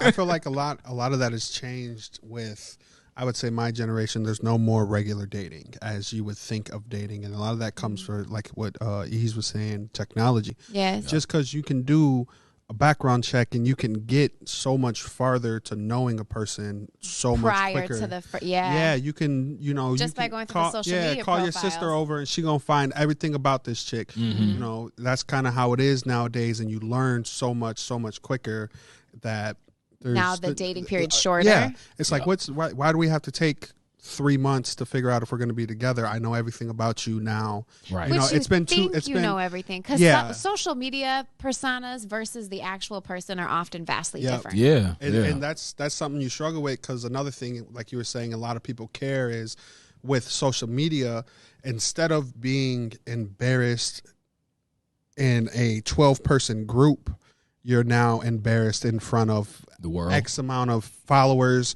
friends you and that other person have, because a lot of the time you'll see, it'll be a Private until picture. permanent. It'll be a picture of someone's like, oh, isn't XYZ dating this person? You know, you see with celebrities all the time. Like Cher just got caught out with her new boo thing, and it's posted over everywhere. And that's how it is. It's like you have to worry about being embarrassed in front of all these people so quick that you're just like, all right, we're not going to date forever. I'm not going to give the opportunity to people to be like, I thought you were dating him.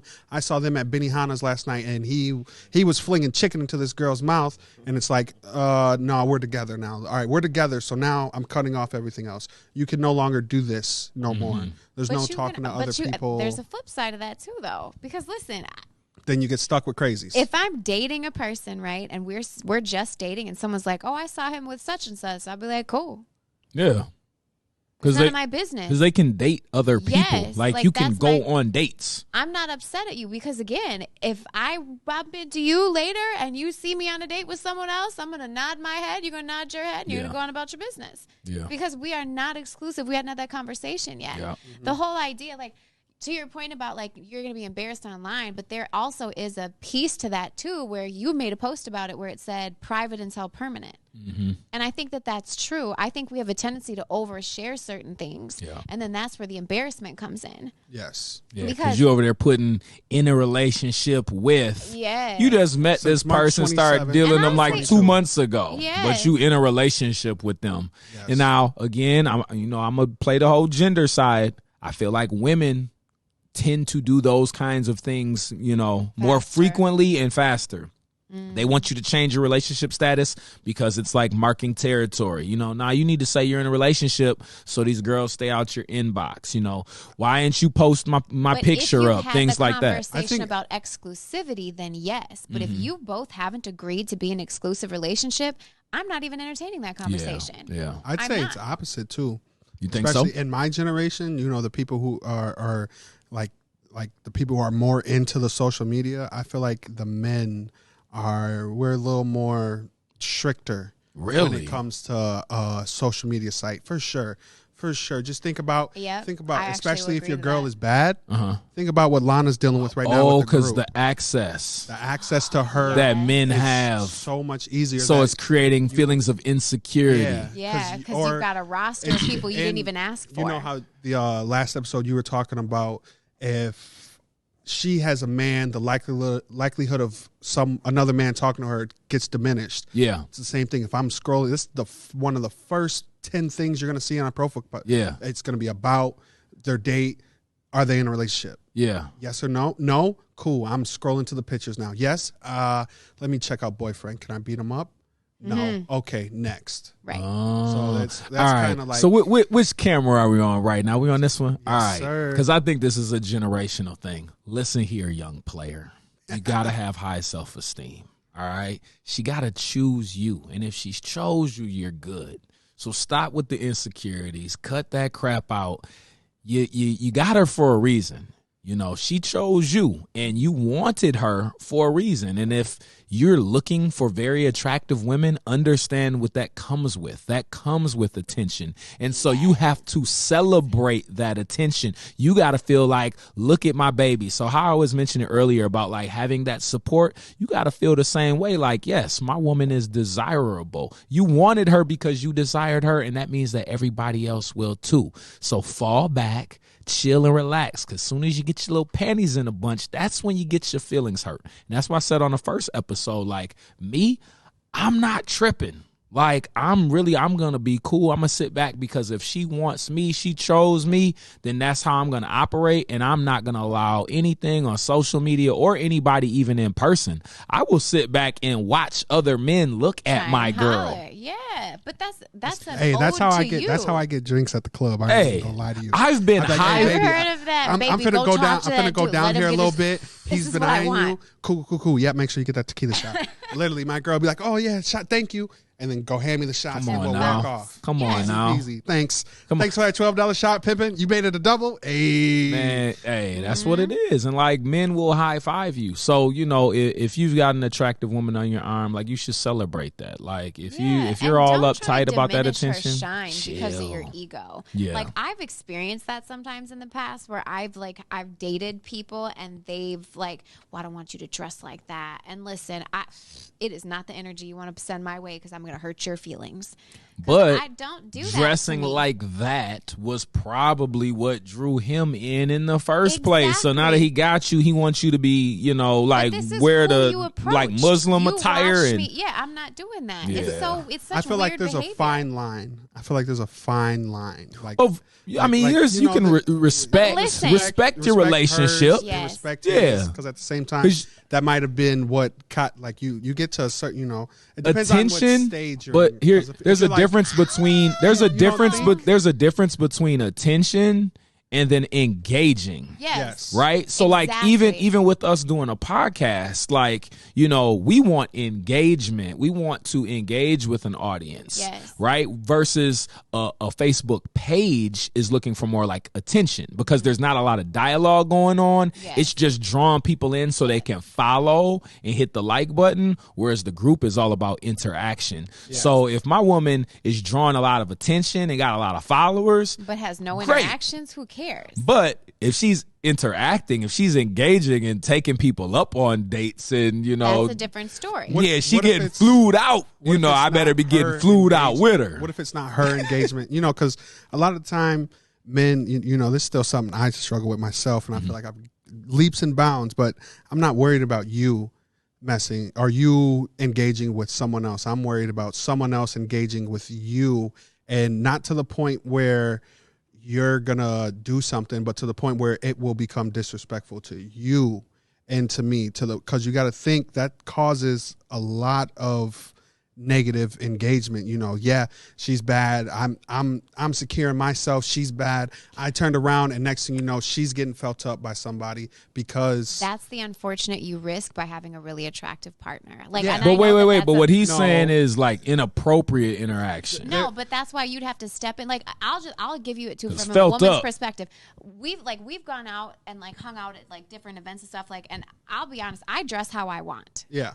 I dress how I want, but I also respect and understand the fact that that may warrant unwanted attention and things like that. But just being an attractive woman, that's a risk you run regardless. Right. Like I was joking with you about how people will like, there'll be plenty of space, but they gotta walk right behind me and Yeah. rub everything up against A my dude I know took his hand and ran his hand down her spine when we The were out. whole I thing. knew who he was. You Yeah. know what I'm saying? Like when she pointed to me, I was like, "Oh yeah, I know, dude." And he saw me in there standing next to her. Like we're not together or anything, but he you're there. didn't know that. Yeah. But he still walked by and was like, "Ah," you know. And he just kept it walking around. Like Kept that, it I feel like moving. yes, it's something you have to deal with, but I feel like there's also, because there's creeps out there, right? There's Yes. people who it's a shitty way that you have to think, but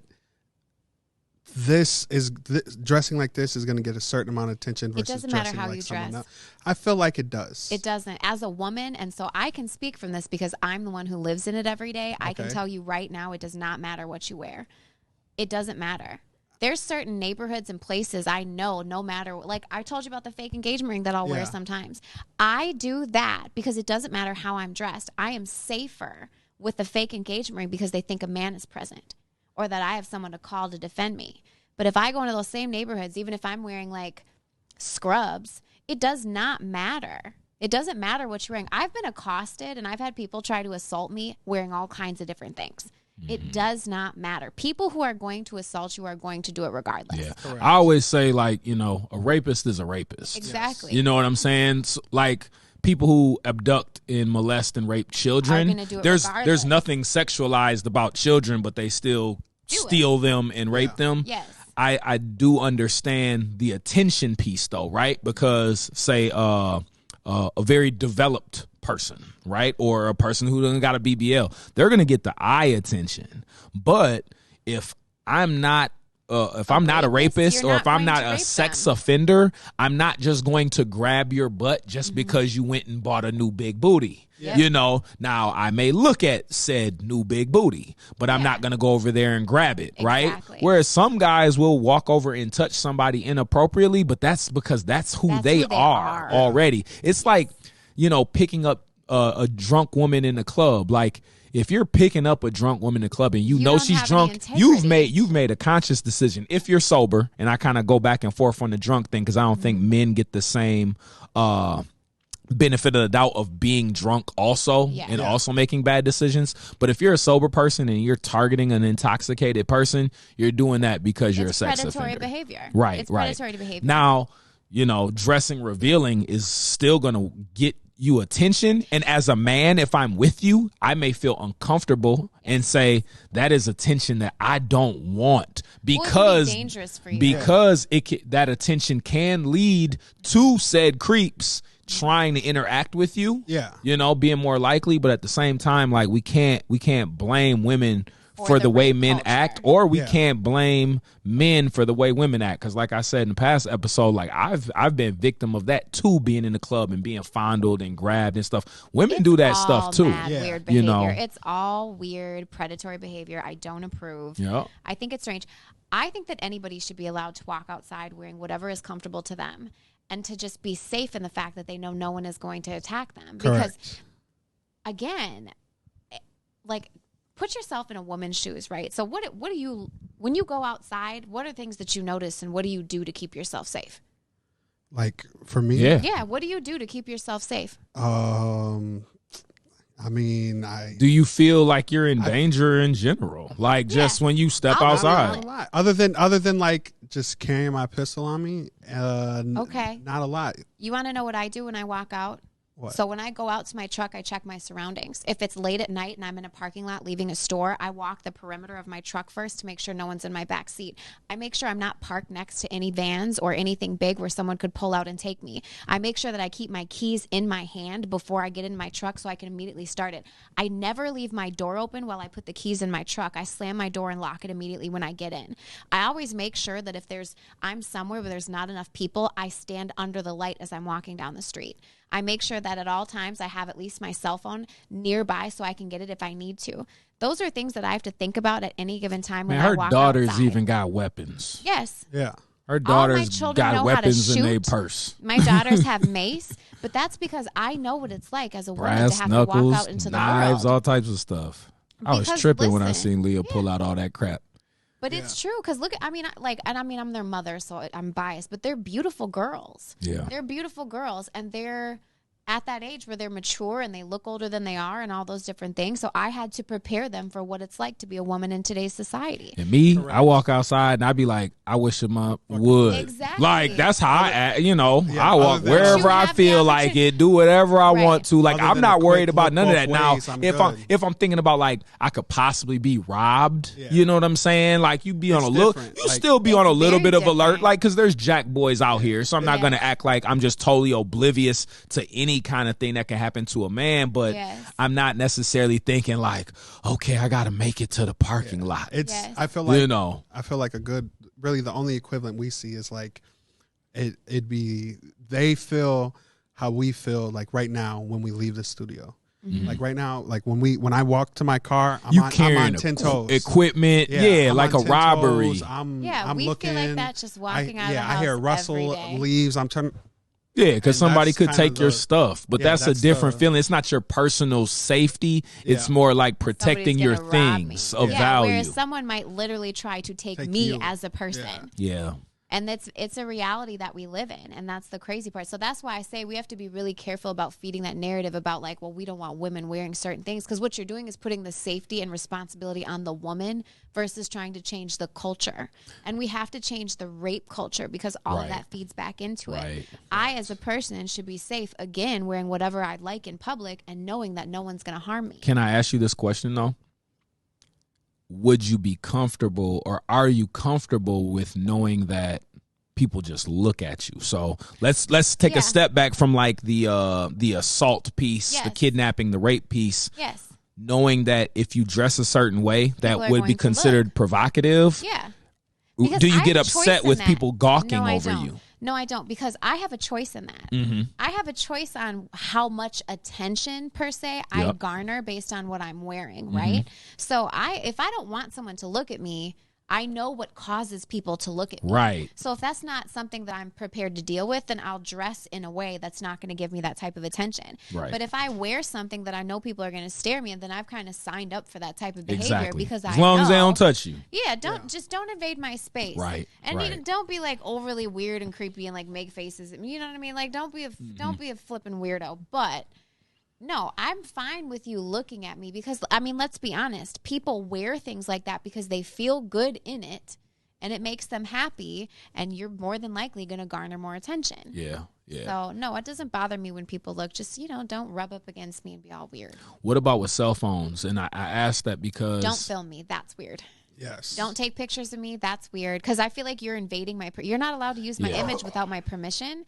Yeah. And I think that that's mad weird behavior. I remember the first day I was ever recorded, like on a phone. Like this was like early Facebook. I was walking through campus, leaving from the library, and a girl had her phone out. And this was the first time like it ever happened. Like, cause it wasn't like a prominent form of technology, but she held her phone out and she started smiling as I was walking by. And I felt just. Don't you feel so violated? Yeah. Yes. I don't like it. And I've had people do that where they'll film. I had someone film me in the gym. And that happens a lot. And you know what? And I called him out on it. Yeah. I did. And I was like, either you delete that, or I'm going to go get the dude from the front desk to come make you delete it. Right. Because I'm like, don't do that to me. I'm literally here just trying to lift weights and do what I'm supposed to do. Don't be a creeper. I ain't gonna lie. I wanted to record this dude in the sauna the other day. Buddy was in the sauna doing a neck workout. And I don't even know what kind of neck workout. He was going, like he had a weight behind it. And I was just like, damn, I wish I had my phone on. What is he doing right now? He started inhaling all. I don't know if he was working his abs. And I was thinking, and I don't even be tripping about COVID. But I was like, man, he probably giving out COVID in the sauna right now. Why is bro breathing so hard like that?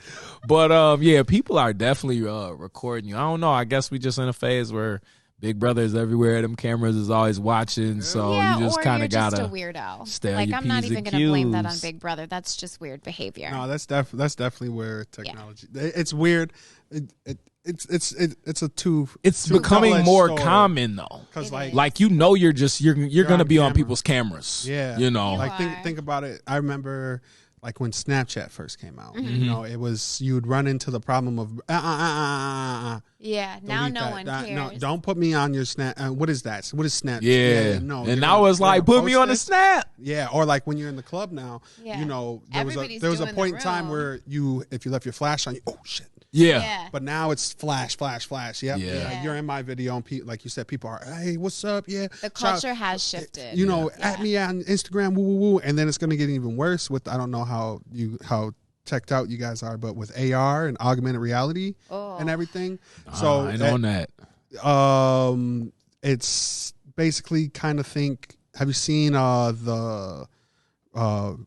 it's VR, but instead of being immersed inside of a separate world, it's outside. So you're on glasses, right? And say instead of an actual billboard, it'll be a digital billboard. Pop, you walk by Caribou and something pops in front of you. So like the Free Guy movie? The Free Guy, that's the movie. So it's like the Free Guy movie where it pops up as a fake billboard.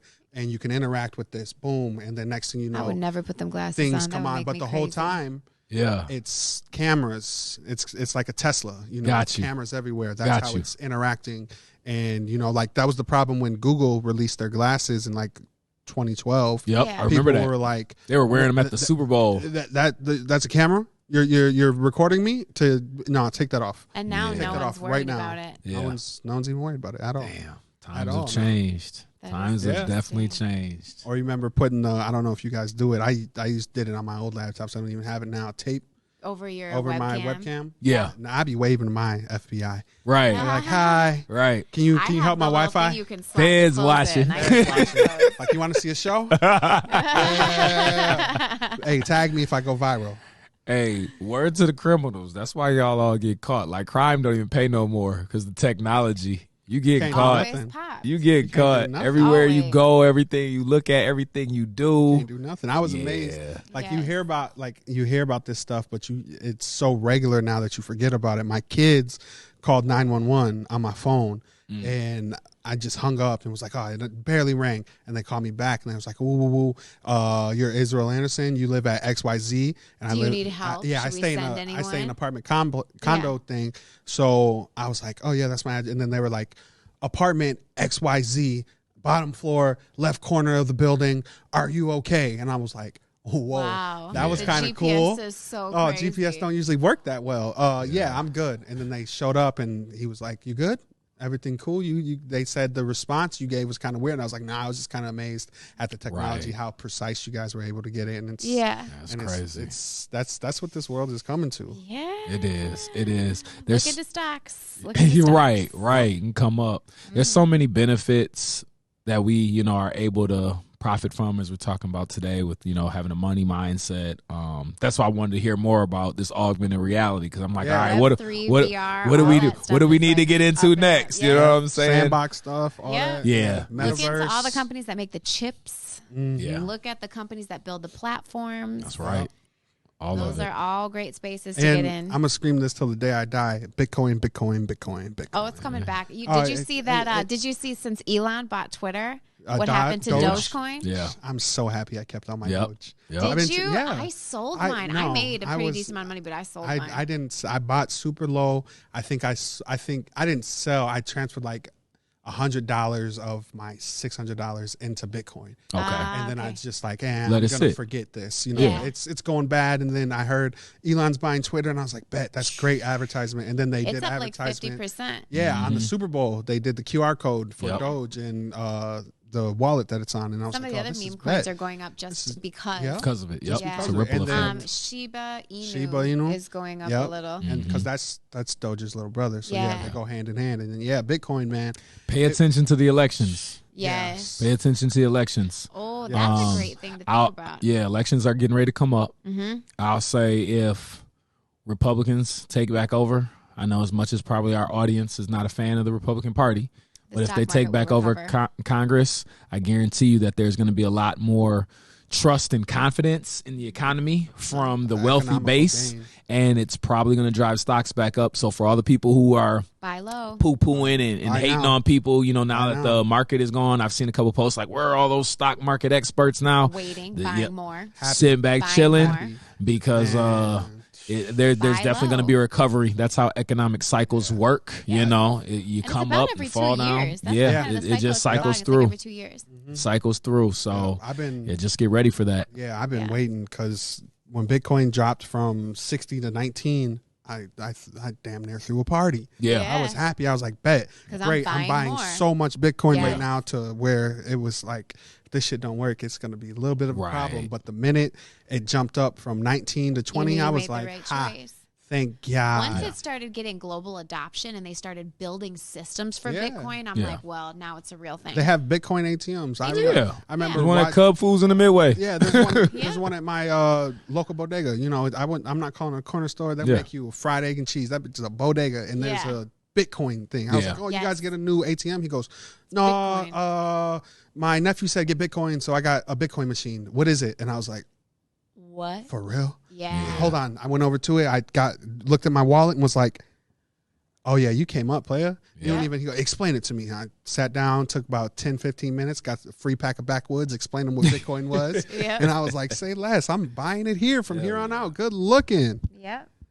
Yep. That's a great thing. And what's interesting is I think people fail to understand how much politics play a role in stocks. Yes. One of the best ways to pick stocks is to look at up and coming regulations and laws that are getting ready to put in place and what segments those are going to affect. Will it be a positive or negative effect? Yeah. And that's a great way to pick stocks. Absolutely. Like I said, pay attention to the elections. I'm telling people, Republicans get back in. Yeah. Get ready for them to make some money. Another So, person to Real keep an estate eye as on. well. What's her name?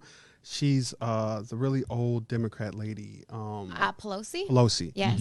Watch her. Yeah. Watch her portfolio. So people So, follow her and make lots of money based on her stock I've done purchases. it. I read in I work with some people who are Republicans, so you hear the negative a lot. Yeah. And they were talking about how they've been scheming and scamming the stock market. And I was like, oh, let me look into it. Yeah. I seen all their growth, and I was like, okay, what can I? All right, I'm gonna buy a little bit of that. She bought a little bit of this. All right, okay, and I just let it sit and ASAP, like Yep. You ridiculously want to know fast. why, though? It's insider trading. They won't Yeah. call it that, but that's Yeah. exactly what It it is. is because she knows what rules and regulations are coming up to play. And she's also able to be kind of one of the, And- masters of the times and change those And the things. companies have lobbyists Oh, that absolutely. influence They the have laws. budgets. Yeah, It's so set into their the company lobbyists influence the laws, and it's And then they just find workarounds. Like, I don't think it's her actually in the stock market because technically she's not able to, but it's like her husband. She's able to influence the choices Yeah. and then share said information with the right Yeah, individuals. literally, It's her very husband. much insider trading, Yeah. which is crazy because they put Martha Stewart in jail for Same very thing. similar Yeah. behavior. Hey, Leo, you seen her thirst traps? I have not. Oh, God. Look I don't at even that. wanna Hey, know. that's gonna unlock a new kink you didn't even know you had, player. I don't know about all that, man. I don't Go know check, about go all check that. Big Mama Martha out. Go check Big Mama Martha out. You're gonna be like, whoa, wait a minute, Big Mama Martha. Big huh? Mama Martha, Oh, man. What you Lord. want me to cook for you? That is, well, on I'll that flick your note, big- Right.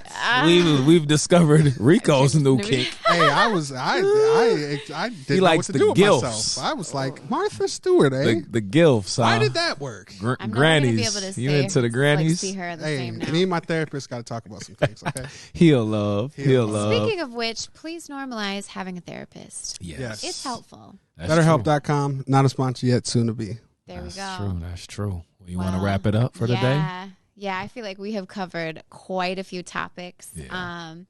I hope that you guys will leave us some commentary, leave us feedback, tell us what you think, give us your perspective on some of the things that we talked about. It was a very robust conversation. So, Absolutely. but Absolutely. thank you so much for watching and tuning in. And again, chime in, give us your feedback. Comment, like, subscribe, and most importantly, share. Yes. Share. Join our Facebook group in Love and War Podcast, where we hate to be together, but we can't stand to be apart. That's right. In Love and War. Holla at y'all later. Bye.